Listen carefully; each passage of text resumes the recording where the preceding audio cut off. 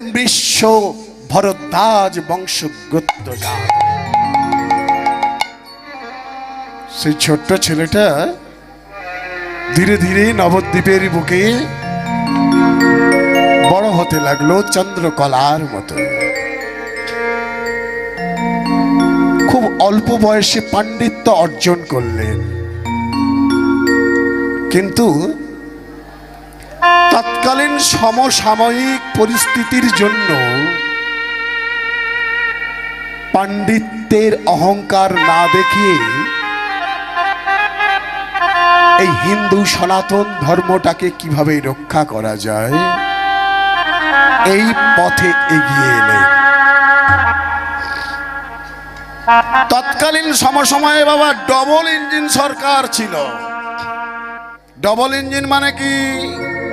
বাংলায় ছিল হুসেন শাহের রাজত্ব, দিল্লির মসনদে ছিল লোদি শাহের রাজত্ব। সম্ভবত সেই কারণে হিন্দু সনাতনের ধর্মের উপর আঘাতের সৃষ্টি হচ্ছিল। আর কিছু গোঁড়া ব্রাহ্মণ ধর্মের নামে, জাতপাতের নামে উঁচু নিচু বিভেদের সৃষ্টি করে কিছু স্তরের মানুষদেরকে শোষণ করে নিচ্ছিল। বিরোধ করল মহাপ্রভু। হ্যাঁ, একটা ঠেক দরকার। বিপ্লবী আনতে গেলে একটা পার্টির দরকার, আর সেই পার্টির জন্য একটা পার্টি অফিসের দরকার।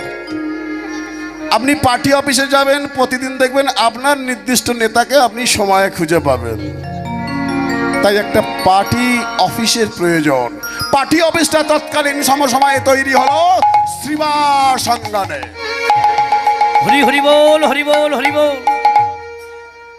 সেই শ্রীবাস আঙ্গনের আগিনায় দাঁড়িয়ে আমার মহাপ্রভু কলিজীবকে উদ্ধারের জন্য নিজেই প্রচার শুরু করলেন কৃষ্ণ নামে।